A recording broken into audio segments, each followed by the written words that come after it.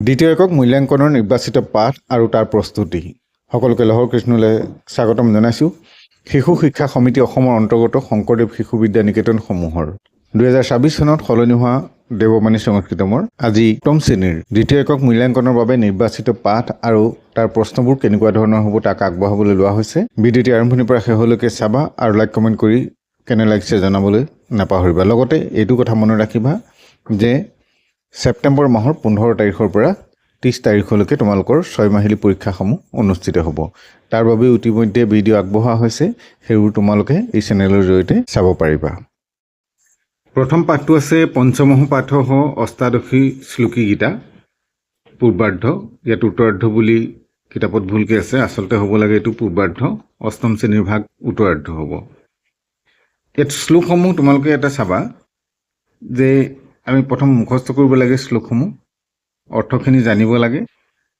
গতিকে ইয়াত প্ৰশ্নত কেনেকুৱা ধৰণৰ প্ৰশ্ন হ'ব পাৰে যে 2 নম্বৰ বা 3 নম্বৰ বা 1 নম্বৰৰ শ্লোকটো লিখা বুলি প্ৰশ্ন হ'ব পাৰে। অষ্টাদশী শ্লোকী গীতাৰ 2 নম্বৰ শ্লোকটো মুখস্থ লিখা, এনেধৰণে প্ৰশ্ন হ'ব পাৰে। যিকোনো এটা সংখ্যা উল্লেখ কৰিব পাৰে। গতিকে সেইকাৰণে তোমালোকে শ্লোককেইটা নম্বৰ অনুসৰি মুখস্থ কৰাটো অত্যন্ত প্ৰয়োজনীয়। তাৰপিছত অভ্যাস আহাৰত দিয়া আছে কিছুমান প্ৰশ্নোত্তৰখিনি কৰিবই লাগিব। অৰ্জুন কেশৱং প্ৰতি কিং বদতি, যোগস্থ কুৰু কৰ্মাণি ইত্যস অৰ্থঃ কহ, এনেকুৱা ধৰণৰ প্ৰশ্নখিনি আছে। প্ৰশ্নখিনি উত্তৰখিনি মনত ৰাখিবা আৰু খালী ঠাইখিনি অতি সহজে পাৰিবা যদিহে তোমালোকে শ্লোকখিনি ভালধৰণে মনত ৰাখি লোৱা। পিছৰ পাঠটো হ'ল ষষ্ঠ পাঠ বিদ্যাৰম্ভ সংস্কাৰ উপনয়নম। ইয়াত বিদ্যাৰম্ভ সংস্কাৰৰ প্ৰশ্ন আছে, সেই প্ৰশ্নখিনি আমি চাব লাগিব। প্ৰশ্নোত্তৰখিনি কৰি অভ্যাস কৰিবা। যিটো আগৰ ভিডিঅ'ত তোমালোকক এইখিনি প্ৰশ্নোত্তৰ দি অহাই হৈছে, 9ম পাঠলৈকে সম্পূৰ্ণ কৰি ভিডিঅ'সমূহ তোমালোকৰ বাবে প্ৰেৰণ কৰা হৈছে। গতিকে ইয়াত প্ৰশ্নোত্তৰসমূহ চাবা কেনেধৰণে প্ৰশ্নোত্তৰ হৈছে। বিদ্যাৰম্ভ সংস্কাৰ কুত্ৰ বিদ্যতে প্ৰধানতঃ শাস্ত্ৰে কতি সংস্কাৰ শান্তি। এইখিনি সম্পূৰ্ণ সংস্কৃততে উত্তৰ দিব লাগিব। যদিও ইয়াত 1 নম্বৰো থাকিব পাৰে। প্ৰশ্নৰ নাম উত্তৰাণী লিখত বুলি কওঁতে তোমালোকে 2 নম্বৰৰ কাৰণে প্ৰস্তুত কৰি প্ৰশ্নটো উত্তৰ মনত ৰাখিবা। ৰিক্ত স্থাননি আছে। তাৰপিছত মনত ৰাখিবলগীয়া আছে এইখিনি একস্মিন বৰ্ষে দ্বাদশ মাসাহ কোটি মাসাহ ভৱন্তি মাসস্য নামানি বদন্তু, এনেকুৱা ধৰণে হ'ব পাৰে। তাৰপিছত তিথিকেইটাৰ নাম আৰু শেষত আছে ঋতুকেইটাৰ নাম। এইকেইটা একেবাৰে সহজ। বিশেষকৈ তিথিকেইটাৰ নাম তোমালোকে একেবাৰে সহজ পাবা। প্ৰথম প্ৰতিপদা শব্দটো মনত ৰখাৰ পিছত দ্বিতীয় তৃতীয় এনেধৰণে উল্লেখ কৰি গৈ 15 নম্বৰত আছে অমাৱস্যা বা পূৰ্ণিমা। তাৰপিছতে ঋতুকেইটাৰ নাম আছে 6টা ঋতুৰ নাম গ্ৰীষ্ম বৰ্ষা শৰৎ হেমন্ত শিশিৰ বসন্ত, এনেধৰণে ঋতুকেইটাৰ নাম মনত ৰাখিবা। সপ্তম পাঠ কৌশলম কলা কৌশলম চিত্ৰকলা অল্পনা ৰংগোলী। গতিকে এই পাঠটোৰ পৰাও আমি কি আছে প্ৰশ্নখিনি চাম যে কেনেকুৱা ধৰণৰ প্ৰশ্ন ইয়াত দিয়া হৈছে। ইয়াত প্ৰথমতে দিয়া হৈছে শব্দানাং সমাৰ্থকং পদং লিখত। এতিয়ালৈকে আমি 3 নম্বৰ পাঠ পালোহি। ইয়াত দেখিছোঁ যে এইটো পাঠতেহে সমাৰ্থক পদসমূহ আছে। গতিকে আমি সেই সমাৰ্থক পদসমূহ মনত ৰাখিব লাগিব, যিহেতু এইটো এটা প্ৰশ্ন হ'ব পাৰে। সমাৰ্থক পদসমূহ লিখা। ৰিক্ত স্থান আনিছে পূৰ্ণ বাক্যৰ উত্তৰত। ইয়াতো আমি পূৰ্ণ বাক্যত লিখা বাক্যখিনি মনত ৰাখিব লাগিব। নূতন কৌশলেন কিং বৰ্ধতি, কৌশলম কিম উদ্ঘাটয়তি, অল্পনা ইতি কিম, এইটো মনত ৰাখিবা। অল্পনা ইতি কিম,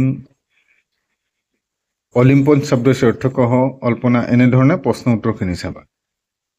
অষ্টম পাঠ দিয়া হৈছে। অষ্টম পাঠটোত তোমালোকে গীতটো মুখস্থ কৰিবা। ইয়াত প্ৰথম স্তৱকটো লিখা বা দ্বিতীয় স্তৱকটো লিখা, এনেধৰণে প্ৰশ্ন হ'ব পাৰে। প্ৰথম স্তৱক দ্বিতীয় স্তৱক মানে হ'ল কি, আমি ভুৱন অৱতীৰ্ণ বুলি পুনৰ য'ৰ পৰা আকৌ আৰম্ভ হৈছে সেইখিনিলৈকে এটা প্ৰথম খণ্ডটো কৰিলে প্ৰথম স্তৱক বা প্ৰথম পংক্তি। তাৰপিছত আকৌ কাশ্মীৰেষু বৰ্ষতি তুহিনম, আকৌ শেষত আছে ভুৱম অৱতীৰ্ণ, সেইখিনিলৈকে দ্বিতীয় স্তৱক পৰিলে। গতিকে ইয়াত প্ৰশ্ন দিয়া হয় গীতম পাত্ৰীৰ বা গীতমৰ 2 নম্বৰ স্তৱকটো বা 1 নম্বৰ স্তৱকটো লিখা। তেনেধৰণে প্ৰশ্ন কৰিব পৰা হয়। ইয়াতো বিভিন্ন প্ৰশ্ন আছে, প্ৰশ্নোত্তৰখিনি চাবা। মিলোৱাখিনি যদি গীতটো মনত থাকে অতি সহজেই পাৰিবা, মিলোৱাখিনি জটিল নহয়, কেৱল প্ৰশ্নোত্তৰখিনি মনত ৰাখিলেই হ'ব। ভাৰতবৰ্ষ কেশাম আশ্ৰয়দাত্ৰী, মলয়স্থানে কিংবাতি, এনেধৰণে প্ৰশ্ন উত্তৰখিনি চাবা। শেষৰ পাঠটো হ'ল নৱমহ পাঠ প্ৰদূষণ সমস্যা। এই প্ৰদূষণৰ সমস্যাটোৰ প্ৰদূষণৰ বিষয়ে অন্ততঃ 5টা বাক্য মনত ৰাখিবলৈ চাবা। তাৰপিছত ইয়াতো সেই আগৰ পাঠৰ দৰে সমানাৰ্থকং পদং লিখত, সমানাৰ্থক পদ লিখিব লাগে। অৰ্থাৎ এটা দিয়া হৈছে জনহ মানৱহ একে অৰ্থযুক্ত। এইখিনি ভাল ধৰণে মনত চাবা। তাৰপিছতে দিয়া হৈছে খালী ঠাই। এবাৰ দিয়া হৈছে একবচনং পৰিৱৰ্তন, একবচনলৈ পৰিৱৰ্তন কৰে। যথা জনাহ জনহ, বিক্ষাহ বিক্ষহ, এনেকুৱা ধৰণে। বিলোম মান পদান লিখত, বিপৰীত শব্দ লিখিব লাগে। আমি যিমানকেইটা পাঠ পালোঁ তাৰ ভিতৰত এইটো পাঠতেই বিপৰীত শব্দ লিখিবলৈ দিয়া হৈছে, গতিকে এইকেইটা আমি নিশ্চিত বুলি ধৰিব পাৰোঁ।